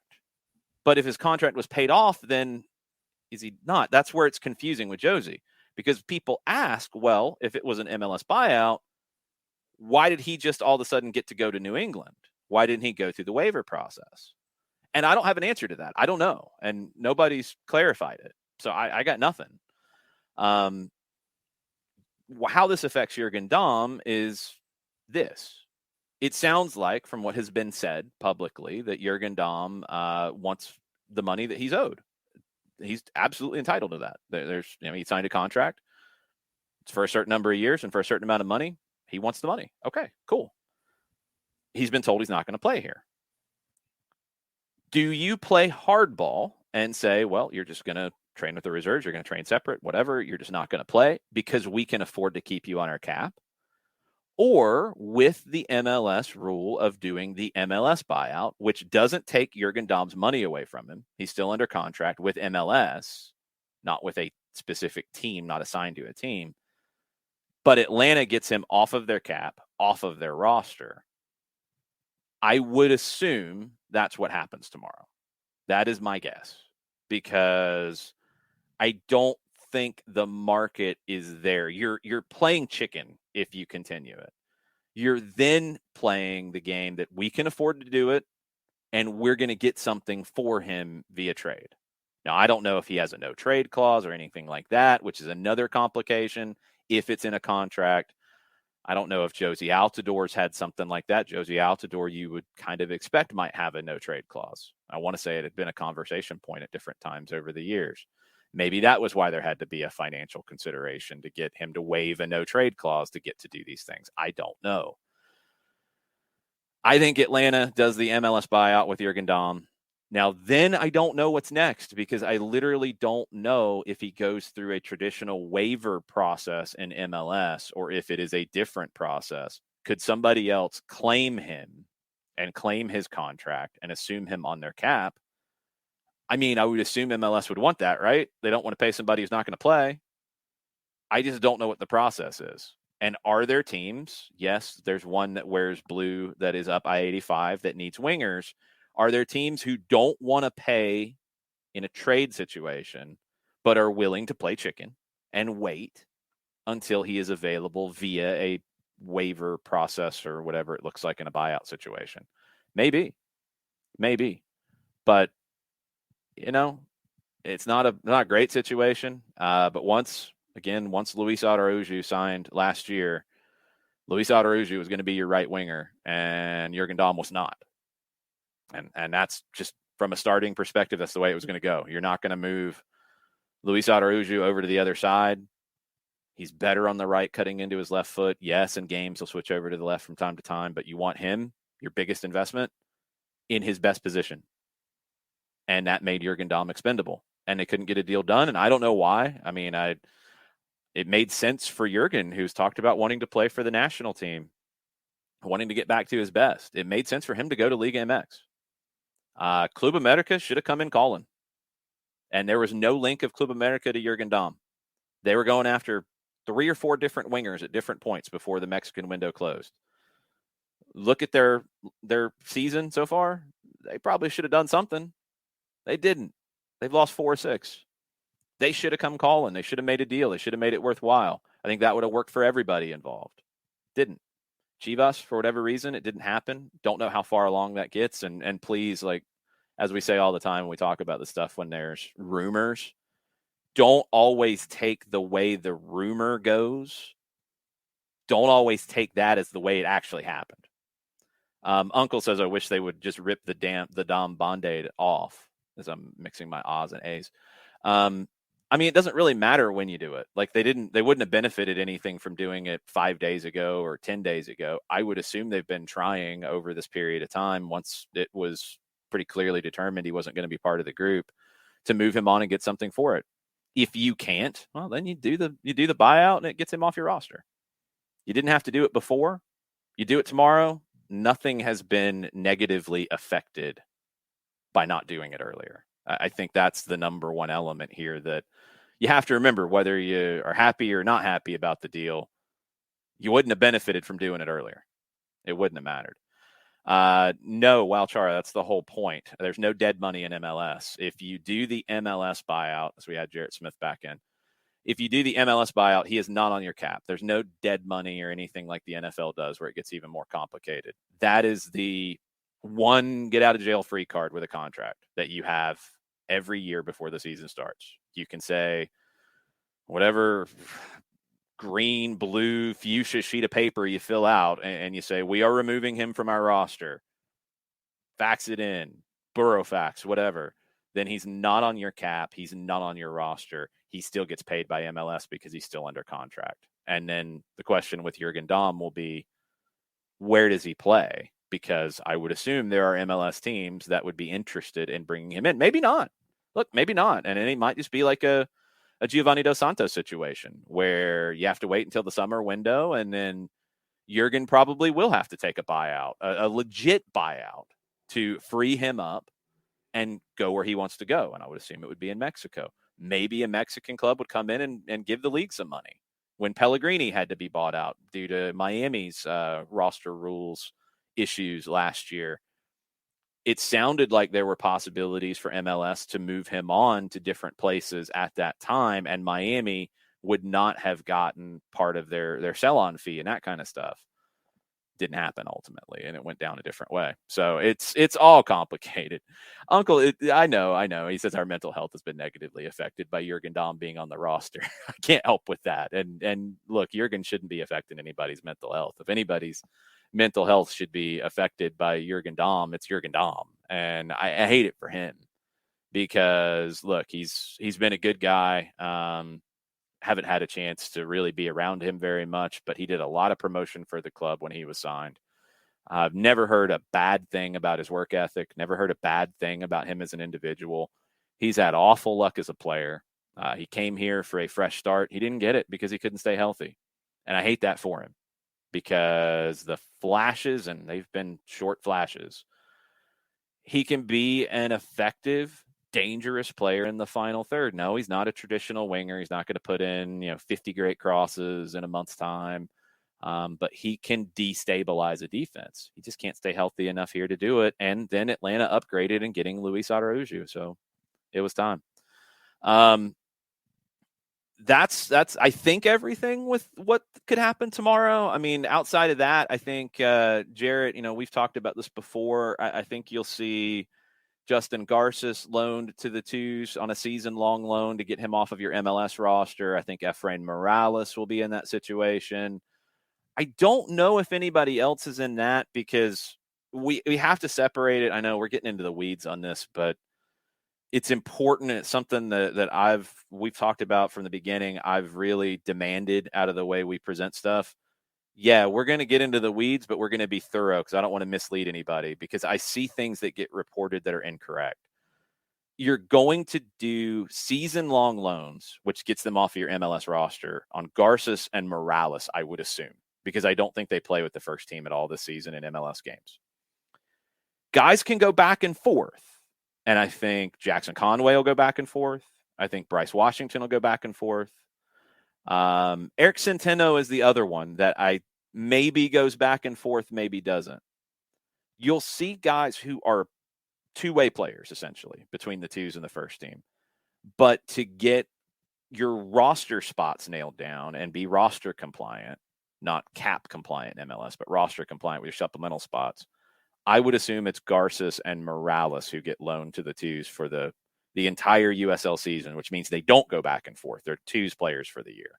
Is there anybody else you're kind of looking at that will be significant from Atlanta's first team, Jarrett, with Atlanta United 2 this season?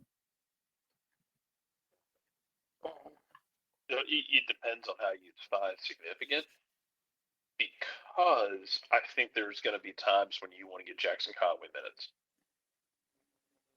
Yeah, no, I think he'll honestly, Jared, I think Jackson Conway might play 20 plus games for the twos.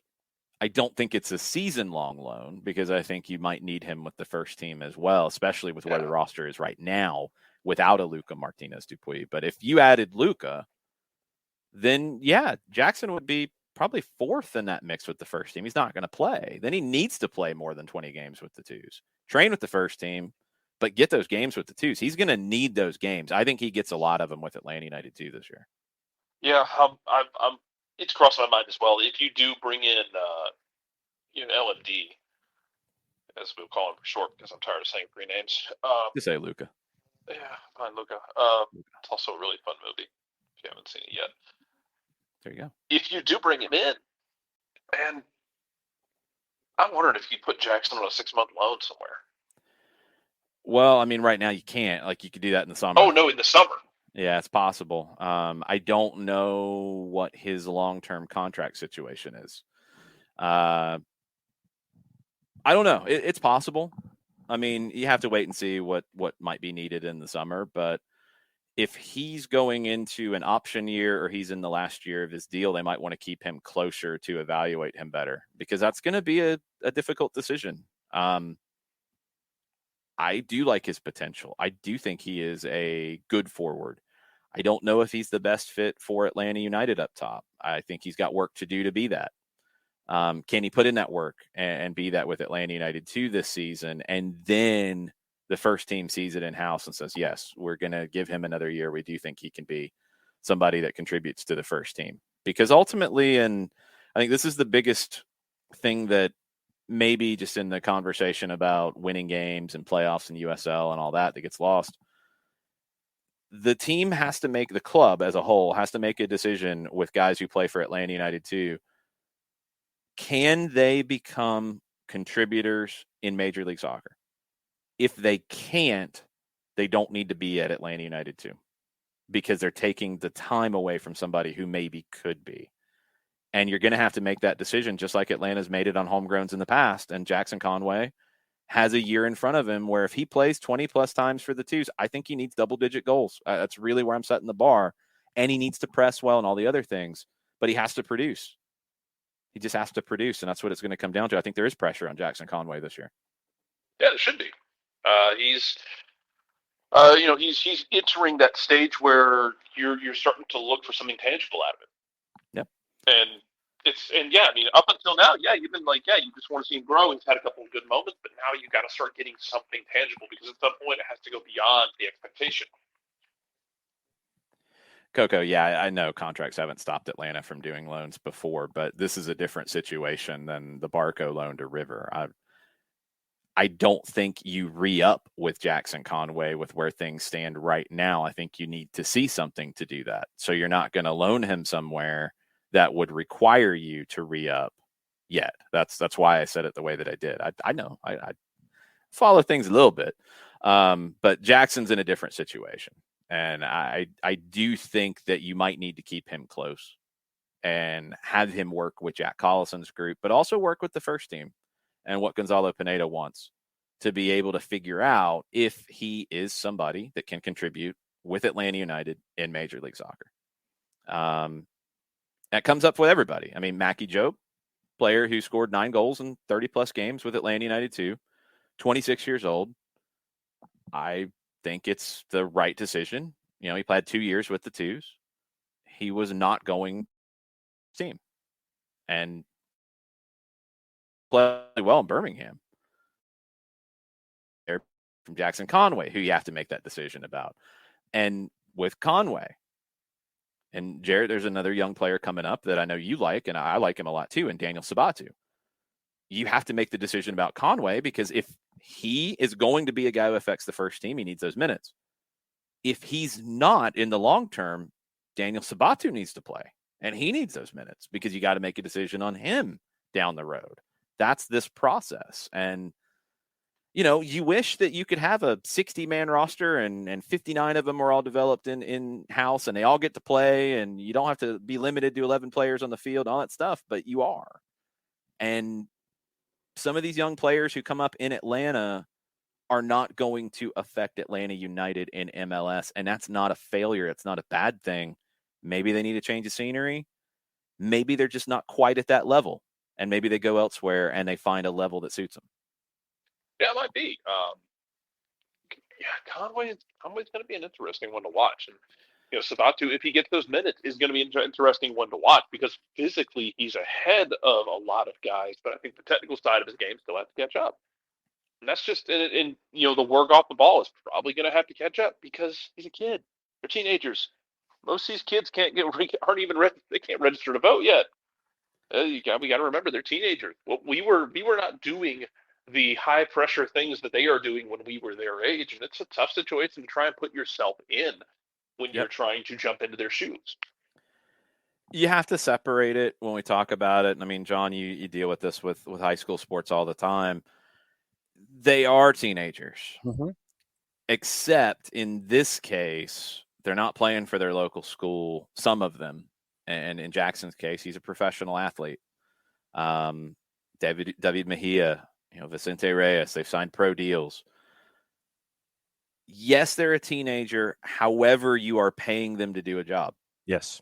And that is the balance that is really difficult. And I mean, look, we're probably going to start to see this in college football, as it's a different process. But with NILs, you're going to see some players get dropped from deals because they don't perform.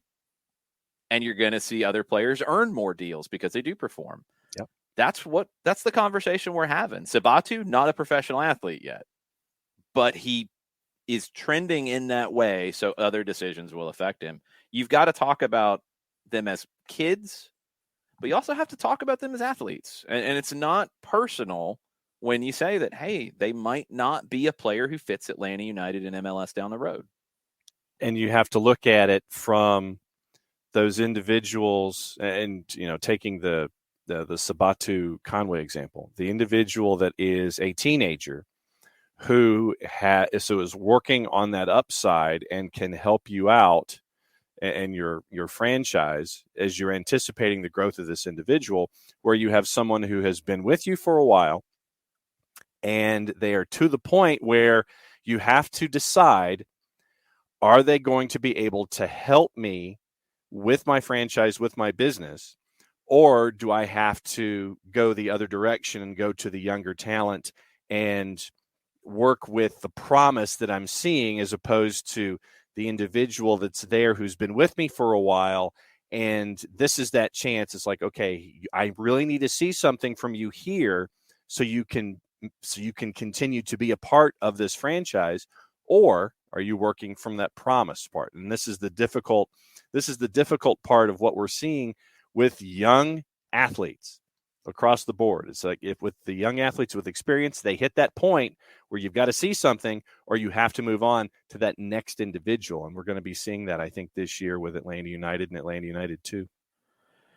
You have to have these things. It's how you develop talent, and you have to have pressure. And Conway will get it this year from a variety of places. He'll get it from Dom Dwyer. He'll get it maybe from Luca Martinez Dupuis. He'll get it from Daniel Sabatu and any other forwards in the mix with Atlanta United too. And he has to perform. If he doesn't make it here, I agree, Bernd. I think he is a player who can absolutely play in MLS, maybe somewhere else more comfortably than in Atlanta. But he's got to play to get in that shop window, and he's got to play well. And that's the thing from the Atlanta perspective, is the balancing act, right? If you figure that he's not going to fit, he's not the long-term replacement for Joseph Martinez, he's not the long-term number 2, you still got to display him with Atlanta United too, to get interest, to potentially have him, be trade bait. And that's again, as we talked about with George Bello, you do want to find a place that suits him, because these are kids who came up through your system and you want to do right by them. Can't always in every situation find the right perfect situation, because it is a business at the end of the day. And just as we've seen fans get very upset about Jurgen Damm being on a roster, even though he didn't do anything personally to anybody. If you have a player taking up a roster spot who is not performing, there's going to be people upset about it. And you've got to find that balance of moving them on, trying to move them where they want to go, trying to put them in a position to succeed, getting the most you can for them, but also evaluating, what's next and what's coming next. It's a lot of moving parts. It's not an easy job. It's just not. As Storm Chasers, Kevin, look, that's life, man. I said long-term replacement for Joseph Martinez, and he got anxiety. We've got mental health issues about Jurgen Damm being on the roster and anxiety about long-term replacements for Joseph Martinez. Man, sports, y'all. It is. Joseph Martinez will not be starting for Atlanta United in 20 years. He will not. He would be 48 years old. He will not be starting for Atlanta United in 20 years. Will he in 10? Chances are no. Will he in 5? Different conversation. Don't know yet. But yeah, you've got to think about it. If you don't, then you're in the situation at some of these teams that we've talked about. You are. And you got to have succession planning. Yep. Sometimes it gets sped up. Sometimes it gets slowed down. But you got to have it. You have to. And if you don't, you're going to fail. And if you are like Coco and still think that Joseph will be burning center backs in this league in 20 years, well, you might need to talk to somebody about some of the delusions. That's all I can say. But that mentality is also why people freak out when players move and players get sold or players get traded. And it's not realistic. It's not. I know you don't want to see your favorite player not be able to do what they used to do. It's sad sometimes. I mean, Jarrett, we've been through this in every sport where you watch your favorite hero at the very end. Yeah. It's sad, but you have to be able to make these decisions for the best of the club in when that time is. And it's different for every player in every situation. It is, and we're going to solve this by building Mecca, Joseph, and he will take over. No, we're not. Yes. So you're saying Joseph? I will build Mecca. No, and you won't, and it's okay. And stop the denial phase, people. It will happen at some point, and it will be okay. There will be. We do go through it with every team, with every sport. Nobody's prime lasts forever. No, you can't. You'll have to cross that bridge at some point, whether you want to or not.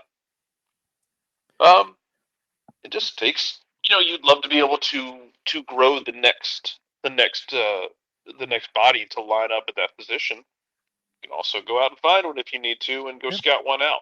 So it just you handle it when it comes, because everybody deals with that. San Jose now dealing with the post Wando era. There's going to come a time when Seattle has to deal with the, and I think it's coming more rapidly than the other one, but the post Nicoladero era. Mm. Yeah, I mean, it's part of sports. It's part of building a team. It's part of aging. It's part of all of it. To clarify a few things before we wrap up here, Tofka was talking about what happened with Conway and is he out of contract, and didn't really believe that. Look, I will never have the conversation with you guys about contract situations and be clear about it if I'm not clear about it. And in Conway's case, I'll tell you, I don't know. I don't know if he's got an option at the end of the year or not. I'm not going to just sit here and say, well, I would assume that he does, so this is what's going to happen. That's not how I roll. Y'all know that by now. I don't know. I don't know his situation, because he signed an MLS deal ahead of 21? Because he was on a 2's deal before that. So 21, this is year 2. I mean, I don't think he signed a 4 or 5 year guaranteed deal, but how many options did he have? We saw guys sign 1 year deals with multiple options. We saw guys sign 1 year deals with 1 year option. So I don't know where his is. So I'm not going to say yes or no about it. I'm going to tell you I don't know where it is. I think you understand that, but just to be clear, We didn't know for sure about Bello. We didn't know for sure about other situations. We'll tell you what we know and why we think X will happen because of what we think we know and that kind of stuff. I don't want to mislead anybody with that stuff because we saw Carlos Vela last year, biggest players in the league. Like, oh, he's out of contract at the end of the year. Everybody said he's out of contract at the end of the year. Okay, must be out of contract at the end of the year. Oh, they picked up his option. What? So I wish that stuff was more clear. It's just not. So I'm going to be very clear that it's not clear, if that makes sense. Byrne says, I really think with the way the twos play now under Collison, it'll be easier to see which youngsters fit the Atlanta United way and which ones don't. It's a good setup. Now, I would say that Byrne, I don't think it's fair to say Conway struggling last year with the twos in a couple of matches is fair to say that it made up anybody's mind about fit because it was a couple of matches, and I think Conway was struggling with confidence at that point. If he is there for the season or he's there generally for the season, but he's still in the MLS roster, either way, then we have a better understanding of what he can do and what he can't do in that style of play. And I think Jack's great. I think Jack's a great coach. I think this process of evolution with the way that the club is playing has happened across the club. I don't think Jack came in and said, I'm going to play this way. I don't care what anybody else has to say. That's not how it works. I think Jack is really good at coaching young players. And I think the ideas of pressing and counter-pressing more aggressively, well, we're seeing that now, right? We're seeing that with the first team. I don't think it went twos to the first team. I think it went top to bottom. Last year, you couldn't implement pressing in that manner when Gonzalo Pineda took over because you had games every 3 days and you had to get into the postseason. You couldn't radically change that and really do it. Did they press more under Pineda last year than they did in the first half? Yeah, they did. The numbers went up, and I still don't understand why Gabriel Heinze's Atlanta United wasn't counter-pressing more. It didn't make any sense to me. But, yeah, I think it's a situation with that's where the club is headed. They want to have the ball. They want 55% of the ball or more in every match. If they don't have it, they want to win it back as quickly as possible, and they're going to do it in a very aggressive manner, and they're going to teach that at the top. They're going to teach that with the twos, and they're going to teach that in the academy teams. That's what a good club does in terms of a philosophy. Final thoughts. Jarrett, what do you have to say before we go? When I left, we were doing Western Conference discussions, and when I came back, we skipped around. Yeah, it's fine. And then when I came back, we were in Jurgen Damm and Joseph Martinez angst. Yes, always angst. Was there an update on Jurgen Damm? No. Did I miss, or we just... No. Okay, cool. No, I'm just asking to make sure I didn't miss anything. So tired of talking about Jurgen Damm. He's probably going to be bought out tomorrow. And I hope he lands somewhere in Players. I was making sure nothing happened that I missed and was out of the loop on. It's going to be okay. No, it's not. I promise it is. No, I'll wrap it up by actually taking it back to the first hour. Yeah, like I said about the Western Conference, I wouldn't be surprised if your Western Conference doesn't have as high of a point total as the Eastern Conference, especially in that middle group where they're going to beat up on each other. But I think it should be a lot of fun. We're a couple days away now from the start of the season, and it should be dumb and wonderful. And of course, always find your local San Jose broadcast late at night. Yes. ESPN Plus or whoever the hell gets the rights to MLS in the next deal. I swear, if you do not nationally broadcast these games or stream them, I will never forgive you. That's fair enough. Hold on. I don't have the subscription to it. I'm just going to tease you with Franco Panizzo's quote tweet of an article in the Sun Sentinel. I don't have a subscription to the Sun Sentinel down in South Florida. Sorry. But there's a quote, I don't know who it's attributed to, about Inter Miami. There was a cancer within the dressing room. We had to clear out that cancer. I don't know if that's one person, but that would explain a lot of the moves that they made, right? Yeah. Wow. Okay. I'm trying to find a way to get the article from the Sun Sentinel and see what's going on. And see if we can, if it's named or if they just sit there and you can kind of put pieces together to figure out. But that's pretty big. It's Miami, Jason Nix. Yes, Miami. Sun Sentinel, South Florida newspaper. And it was Inter Miami. Don't know who or if it's a group or what, but yeah, they needed a refresh. They did. They've gotten a lot younger. I think Miami will be better. Mm-hmm. Final thoughts from you, John, before we go. Couple of things. Obviously, we can't leave without my thoughts about England. Yesterday, Liverpool put 6. We could have, actually, but, it's okay. Liverpool put 6 on the board yesterday against Leeds, and that was worthy of 8 Jurgen Klopp fist pumps. Burnley was the 1-0 win over Tottenham, which is their second one in a row, and Crystal Palace put 4 on the board against Watford, and there's actually action today in trying to catch up with scheduling, and it is Arsenal and Wolves at 2:45. Arsenal's minus 143 at the Etihad. So that is your – and one guy that will not be looked at for any kind of opening in England, Mark Hughes. He has resurfaced at League Two Bradford City, of all places. So Mark Hughes will not be getting a job in the Premier League as a caretaker manager anytime soon. Considering he took a League Two job, I don't think it really mattered what he was doing if he was going to get a job in the Premier League, John. No, I was just saying that we've seen Mark Hughes as a caretaker in a lot of years past, and he finally resurfaced at Bradford City. That's all it was. He was not going to take over Tottenham. I don't think that was realistic at all. No, not happening. Not what? Not at all. No. He's where? Bradford City?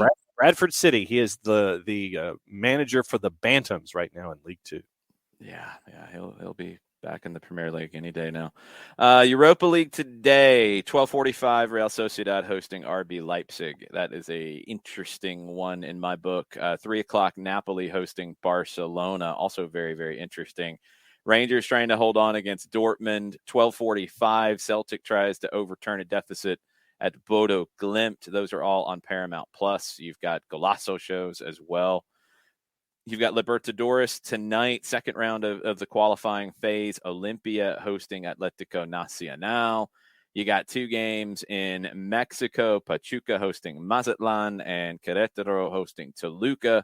CONCACAF Champions League, Cruz Azul hosting Forge tonight at 8:30. At the Estadio Azteca. Cruz Azul has a 1-0 lead there. They should be okay. Should be.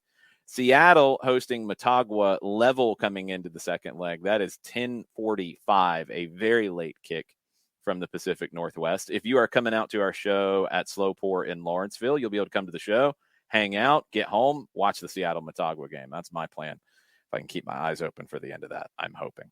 And one of our favorite teams in Argentina from the lower divisions, Almirante Brown, is active in the Copa Argentina today. They are hosting Agropecuario in the Copa. But Almirante Brown, the Admirals team, they're at 7:10. I think that might be on Teisei.